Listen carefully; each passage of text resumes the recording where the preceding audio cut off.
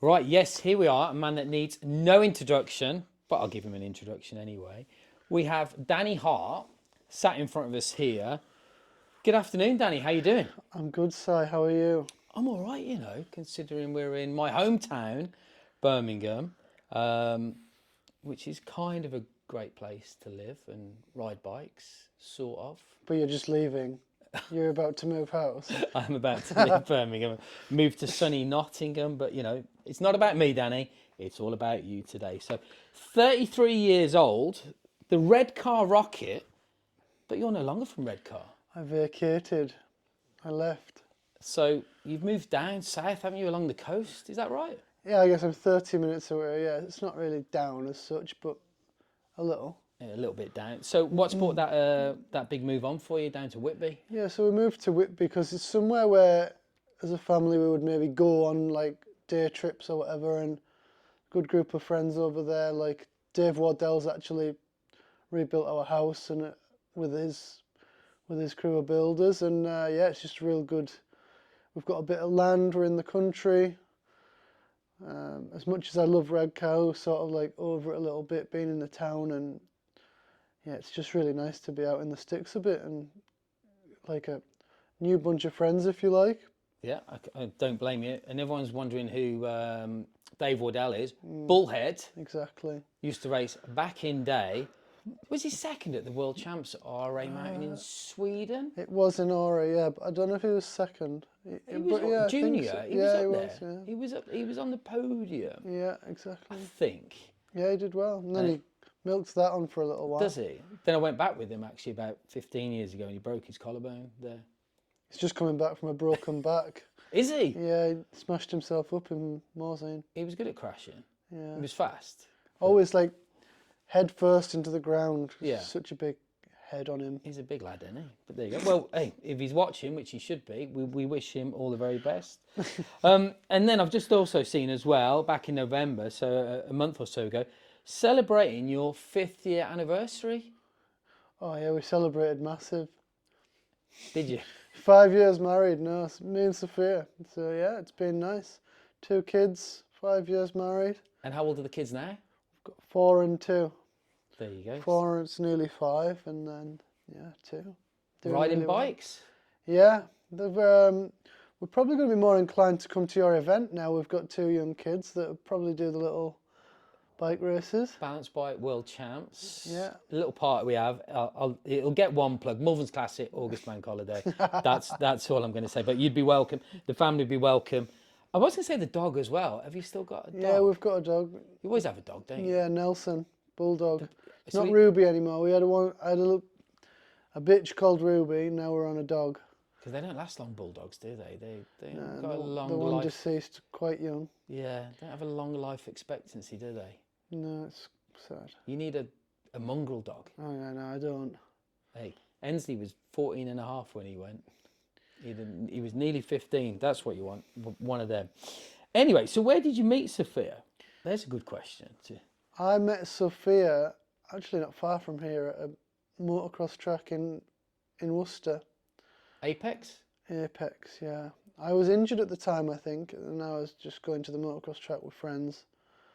And yeah, I met her there, but I was courting at the time, so didn't really move anywhere. And then a few years later, I met her again, and the rest's history. And she was a rider, wasn't she? She actually raced a decent level. Was she any good? Sophia used to race the World Championships in the women's motocross. That's pretty good then. And then, like, we joke that she was the best of the rest when she used to come and race downhill, because obviously the UK, the women are like, it's quite a stacked field, or it was when she was doing it. Yeah. Like you'd have Rachel, Manon, Tane, and then like she would always be like the first person behind them pretty much. So yeah, she was good at that as well. So she was up there then? Yeah, she had podiums at nationals and stuff. And does she still ride now? Does she get out on the bike? Not as much as she'd like to with having the 2 kids and me. Well, you as well, especially 3 kids. So I know that you still go out on the motocross bike then. Yeah, I do a bit.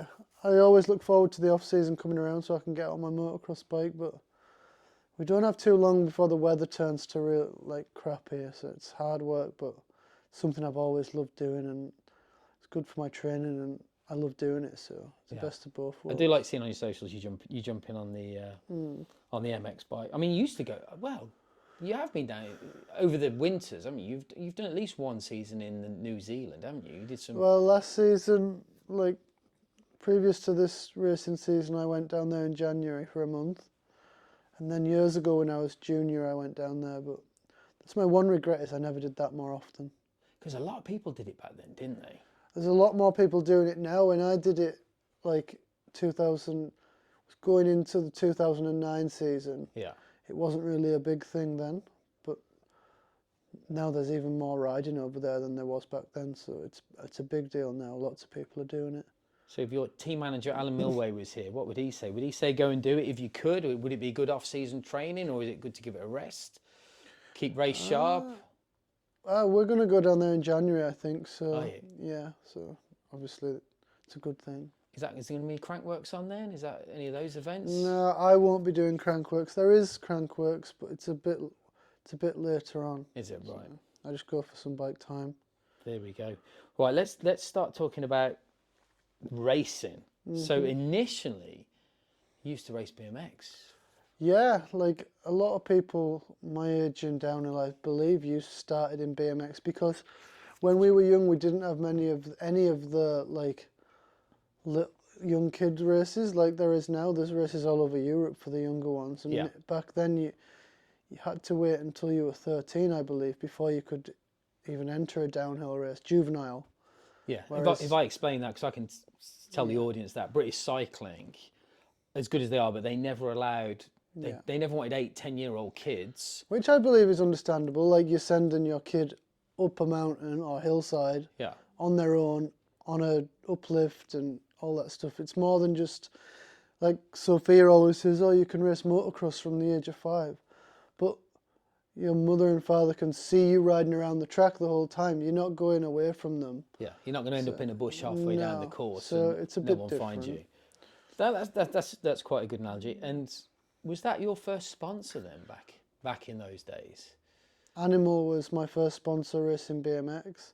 Then I brought that over to downhill, and then funny story. I actually had the orange Patriot I was riding when I was a young kid was Steve Pete's now wife, Adele Croxon at the time. It was her old frame from the Animal Orange team. So I was riding on her orange Patriot. Well, I actually remember her racing the Malverns back in the day on that with Tim Pontin, Steve Kitchen, Alan, Andy Bostock. Yeah, I used to race BMX with him, yeah. Did you? There you go. So then you started getting into downhill, which, your initials, Danny Hart, DH. It's meant to be, Si. I saw that on the truck outside, actually. The Ford F-150 Raptor. Yeah. You did tell me a funny story about that earlier, actually, didn't you? When you get up every morning. In this hotel, yeah. Just have a quick look out the window, make sure it's not on blocks. Well, welcome to Birmingham, my home city. Yeah, he is lucky he's still got it there. I rode here on the gravel bike, and he said leave it outside the room. And we're stopping in quite a posh Marriott Delta hotel. Exactly. In the centre of Birmingham, and I've even bought it in the room. I'm not leaving my bike anywhere. This is Birmingham. They'll have the sugar out of your tea here. It's a little bit rough, or can be. So started racing downhill. I look back, Roots and Rain, great encyclopedia of race results and stuff. Some of those first results I see on there were from 2002, but you started racing slightly earlier than that? Yeah, so I was 2 years too young when I started racing, and British Cycling did a little test with me at my first ever race. They had me ride down a little track on the side and check that I was able to actually do it. So I would have been 11, I think. So they gave you dispensation. Yeah, they gave me and the commissaires allowed you to do that race. Did you know Bryson did the same? Well, Bryson went the more rebellious way about it and just lied about his age. He did, didn't he? He lied about his age and went in a year early racing in juveniles. But sometimes you got to bend the rules. Yeah. It does happen out there, doesn't it? So here's a great question for you then. When was your first, if you know your own history, when was your first ever race? When? Race win? Yeah. Oh, I don't know when the first race win was. I know my first race was at Innerleithen, and back then at the SDAs we used to race on like a separate track to the rest of the field. Was it a shortened track? Yeah, like it was a shortened track, and at Dunkeld we used to race from halfway down. And Did at Dunkeld before the big rock drops, didn't you? yeah, I remember that. After all the rock drops, we would start. But it was at Innerleithen, and when you cycling up at Innerleithen now, you can see where the track was. I remember every time I do it, and it was racing like Cathro, Rory Cunningham, Chris Hutchins. There was loads of them, and I was just this tiny kid, and Dad had to push my bike up, and I had to lean onto trees to like get onto the bike, and I finished 4th. Did It you? was really good, yeah. And, Well, I've got down here. Your first win wasn't an SDA, the Scottish Downhill Association. It was at Moy. That's not a track I know, to be fair. But that was 2004. It's the second round of the SDA. You took the win there. oh, really? Yeah, thanks for that. I'll try and remember that. So, and I think, you know what, in Leven, there's another, I've got some questions here for you. Because I think it's when I first saw you doing something special, I thought, wow, he's good. When I jumped onto the bank. I don't know about that one. You came out the bomb hole, Oh, yeah. and you did a massive suicide no-hander. Yeah. And I used to stand next, I used to stand next to your dad, and your dad used to swear. He'd be still like, does, yeah. he probably still does, Paul, bless him. And he was like, I've effing told him. Because you used to do suicide no-handers at the end of the run, didn't It you? was a cool thing back then, but you wouldn't do it now. But yeah. So when was the first suicide no-hander? And when was the last? I used to be out riding the skate park a lot on my BMX, so probably... You took it from BMX into Yeah. mountain biking. You do the odd one now, but not very often. Have you ever pulled one like in practice at a World Cup? Probably, but I couldn't tell you when. Are you going to pop one in for 2025? Just for me? Just for you, yeah. It'd be nice. Where would you do one? Which track? Which jump? Where's good for a suicide? Big Suey into the finish arena. Anywhere? Fort William used to be good for it, didn't it? Oh yeah. I called it the TISO jump. You called it the That's what I called Event it. Scotland jump. What was it? Yeah, something like that. I had a few names over the years. Depending what the big banner TISO was. was the OG one, wasn't it? Yeah, back in the day. Okay. And some other results. Now I think this. I mean, we'll get on to the world champs, but I actually think one of the best results you ever had was almost like a triple results, where I didn't know whether it was in youth. You'll probably tell me it was in juvenile, but you won the national downhill champs. You won the 4-cross national champs. This is in the same year, probably within about a month of each other, Yeah. because they're usually always in July. So you probably did 1 week at the downhill, 1 week at the 4-cross. Did let yourself down in the cross country though. You got second. I remember it. Yeah, that was the 4-cross was Leamington Spa. Yeah, great track. Downhill, well, it's BMX track. Still a great track. Then the downhill was at Bridgewood. Yeah, So I did some work there before that. as you always did. Yeah. So I won that. I won the Leamington Spa, and I remember I had like a crash in one of the races or something. I was so nervous for it. I was crying before the race like a little girl because I was just so nervous because the pressure was on me. And then cross country was at Bridgewood again, Was it? and it was in my favour because it was, you had to bury yourself to the top, and then it came down like downhill track, maybe 2 laps or something. Yeah. Yeah, and I got second. So Far off the win? I can't remember. I know who won. I know his name. Give him some credit. Who won? He was called William Verney. Good memory, haven't I? For There you go. William pointless Verney, things. you beat Danny Hart. There you go. That's not something many he only people just can beat say. me at his own sport. Oh, right, okay, all right. Well, it He still wasn't beat my you. sport, but Don't get defensive. Oh dear, I wish I hadn't brought it up. Sore loser. Right, now, what's got to be the one? I was there, 2011, Champery, headed over from Eurobike, dropped in. Rocky Road sponsored that, or was there about to sponsor the UCI World Cup Series yeah, the I year remember after. that, yeah. That was a bit of a shit show, but anyway. But talking a shit show, Champery, great event.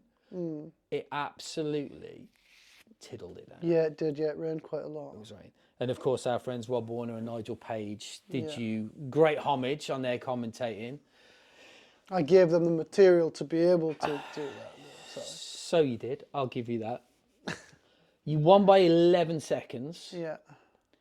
How did the day start out for you, though? Because it rained all day, didn't it? I'm pretty sure. No, it didn't rain all day, no. The problem with that is Champery in the morning, when it's like there's morning dew from the night time, it was even more slippery than it was when it had poured rain like it did for the final. Because you want the rain sometimes to get rid of the slop and get down to the grit and the rocks. Yeah, so like when it's like it was greasy like it was on a morning. Yeah. It was so hard to ride. And like I think I remember in my final practice run or something, I had a big crash and snapped my rear mech off and had to manage to get myself down. I still got the bike at home, it's still all like smashed up at the back where the rear mech was bashing off the frame the whole way down. And then in the race the heavens opened, and even like now to this day when it rains like that, it sort of takes the pressure off for me. Because then it's just, you just do what you can. So when you were in the starting blocks for that race, you're in that start hut. Yeah. I can't remember any people. I mean, Aaron Gwynn was Aaron Gwynn the last man down? He was, wasn't he? He was, yeah. But were you just before him, or? I think I was maybe number 4 or something. I don't remember. So how much pressure? Well, I mean, did you think you're up for it? I knew that I could do. I'd been on Aaron's coattails all season, really. Yeah. And the time training it was then, he'd beat me in that, I think. But so it wasn't by much. And then I was riding good all weekend. So you had confidence. Did you think the win was in? We was there? I had second in Val de Sol to him just a few weeks prior. So I knew I was good on that track from the previous year. I qualified really well in 2010. Then didn't do well in the final in the rain actually. But it was just a river running down the track, and we got in the river and that was it. Held it together, crossed the line. I remember grabbing hold of your dad, telling him not to run across the finish arena because Aaron Gwynn was still coming down. Because your dad was literally having a heart attack, as Rob Warner probably described. That's funny because Dan Jarvis was commentating, and obviously we're watching the live screen, and Aaron's crashed, and I've somewhat celebrated a little bit, and he really put me in my place and sat me back down. I was like, well, he's fine. Yeah. I've just won the world champs. And I was like, he sort of put me in my place a little bit. I had to sit back down for a little schoolboy. And do you remember the celebration? You got onto the podium. Yeah. And I interviewed you. Yeah. With Charles Robertson. And I've still got bruises and a broken rib from that. The mosh pit of the media, the scrum to get your attention and to interview. The sound quality was really poor because it was pouring rain and we couldn't get close to you with the mic. But do you actually remember any of that? Was how overwhelming was it? I remember I had doping and I drank so much water or something and I was about ready to burst, and so I was ready to go to doping, and then they called me into a press conference. So I just sit in a press conference, absolutely busting for the toilet, and I couldn't go to the toilet because I needed to piss for doping. And then I went in this camper van. They were using a camper for doping, and you knew what the weather was like. It was an absolute disaster. Yeah. And this lovely camper was absolutely just black.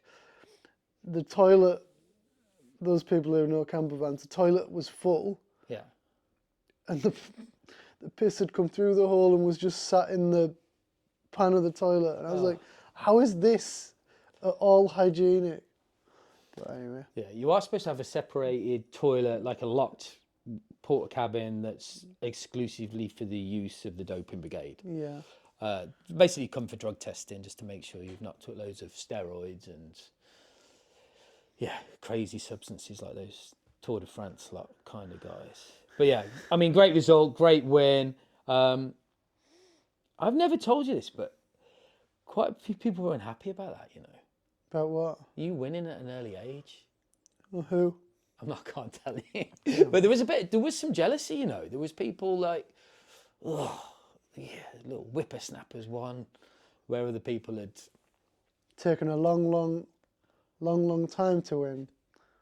you know, or maybe hadn't even got there. I don't know, but it was interesting. I was like, the dude's won, you know, glory for England, Great Britain. You know, it's great. The kid's done well, you know, and because I'd seen you racing from such an early age, I'd seen your dad push your bike up that hill. You were quite annoying, to be honest, because you were always first down. You were always first in the uplift, which all should have meant you were first. Your bike was first on the truck, which meant you should have been last off the truck. Yeah. But you still always managed to squeeze to the start line first, or get down to the finish line. I just first. put my bike down the side so I could get it out quicker. Is that what you than did? Because Danny was always the first rider on track. Track's open, Danny Hart, here he is. And you'd see he'd come into the pits, and you had that big, was it an Iveco long wheelbase like truck Sprinter thing? camper, Like a Sprinter van, decked out. And your dad would be there, you come in, your dad would be jet washing the bike, you'd be grabbing, your mum would do you a sandwich or something, and then he'd literally like get you back on the bike, push you up, you know, and you'd be off. And he would... I loved it, Si. I loved riding. I'm sure you did. You were young, you were keen, you were eager. I did sometimes wonder though whether you lost out on any fun, but you've just said you loved it, the fun of it. Whether, you know, people were always messing about doing skids and wheelies and jumps, you know, on Saturday evening, Friday evening, but you were always serious from day one. You were always... Yeah, no, I just loved riding my bike. I don't remember really. Not knocking it. Your dad, I say your dad and your mum as well. They were focused, you know, and they pushed you forward in that direction, which obviously gets you to be a world champion 2011. How old were you? 20 years of age? 19, I think. Yeah. 19 years of age. Wow. So there you go. Then the next one came. Next world champs came in. I say Val di Sole because I'm from Birmingham, but you'd probably say Val di Sole. You came into that on the back-to-back 3 wins at the World Cups. That was a great season for you. Yeah. How confident were you going into that World Champs? Well, after winning 3 races, and yeah, pretty confident to be fair. I was just talking about it yesterday. Like, the only way you can go from there is down. Yeah. And the season ended, and then 2012 was a tough season. So. But yeah, I had all the confidence in the world. Especially, I always enjoy world champs, probably because I had like success relatively early in my elite career. I just like the you get a nice painted bike and different kit and all that stuff, and I just really enjoy it. There's a massive effort, which is interesting because I have a question for you here. So I think you've made second once in the overall World Cup series. What means more to you, winning the World Champs or winning the World Cup series overall? What do you think I'm going to say? I think you're going to say World Champs. Right. What do the sponsors say? Do the sponsors want you to be... Like, when you look at Formula One doesn't have a World Championships. No. It's all about the end of season. In all fairness, the World Cup overall now I've won the World Champs twice, would be the next thing to tick off the list. Yeah. But then this year next season we've got World Champs back in Champéry.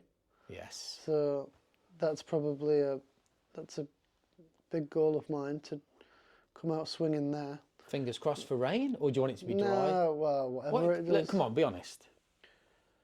Like, over the years, the amount of times I think, oh, it's raining, today's for you, I'm like, it does get old. Yeah. But, and then, like, last season, the season we just had there, like, Ludenville, it rained, and I was riding really well. I fell off. Yeah. But other than that, I was on for another good ride. Because Italy was bone dry and dusty. It was, exactly, yeah. So Champéry was the heavens opened and it was a river coming down the track. Val di Sole was bone dry and probably a foot of dust. Yeah, it was, yeah.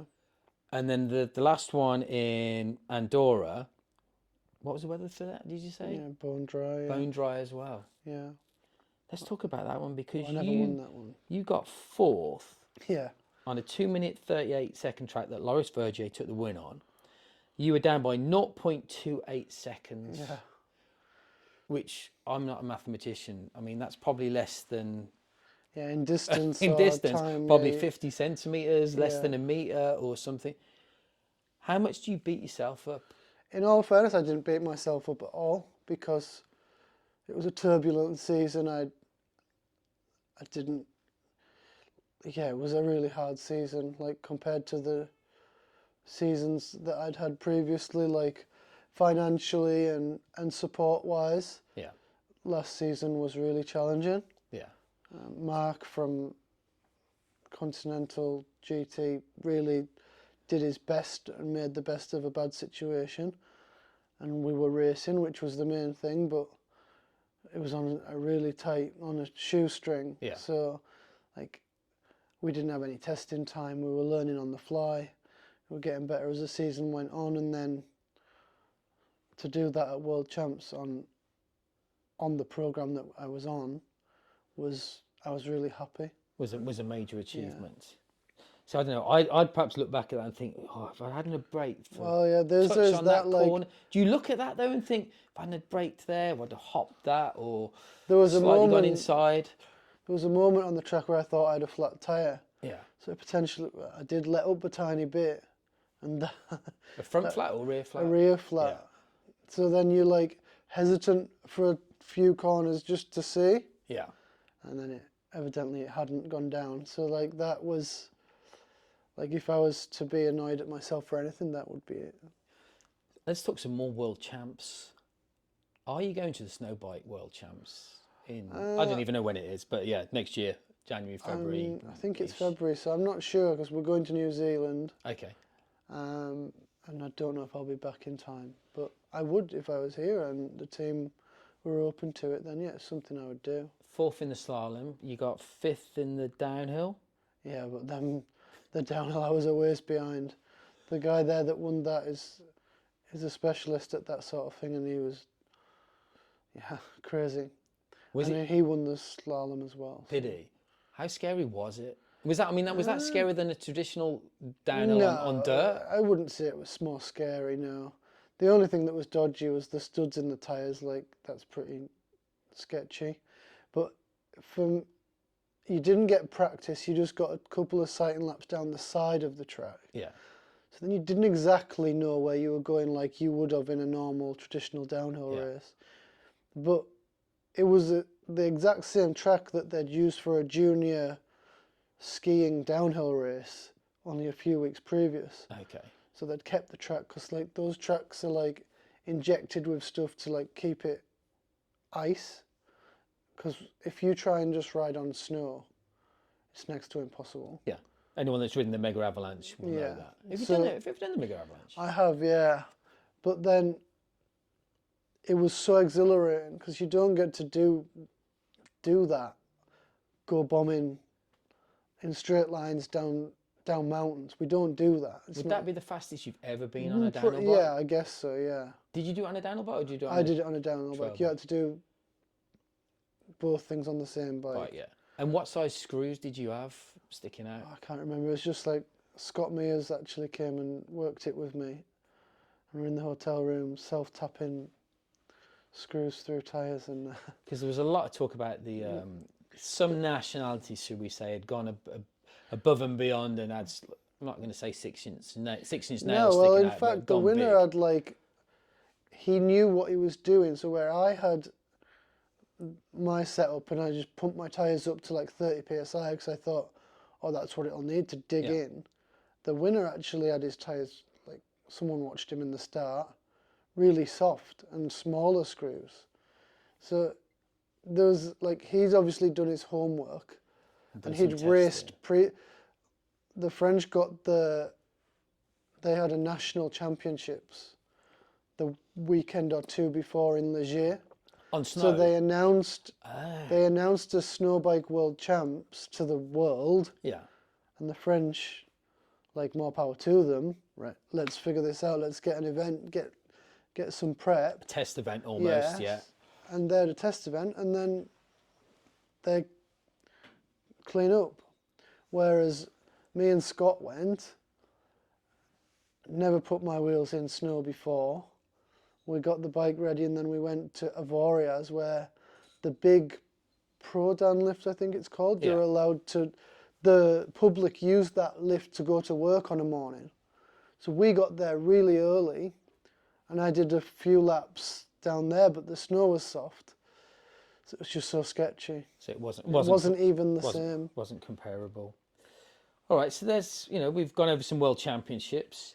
Another big win for you, 2014 Red Bull Hardline winner. Yeah, one and done. Would you do any more? I always think about it.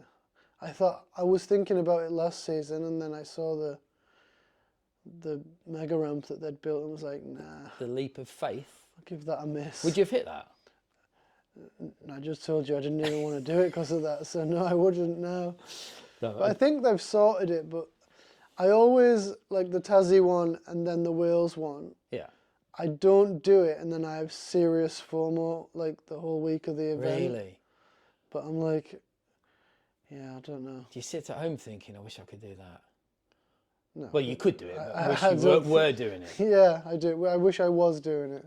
What about those Dart Fest events, those mega jumps? It's not really my bag. Would you do them? Would you hit them? Well, I think I'm more than capable, but... Well, I'd say you were. Like, they're riding different bikes and stuff, Yeah. like super stiff bikes, and it's not really my cup of tea, really. You never just fancy hitting those big jumps like that, though? Not really. No. Do you?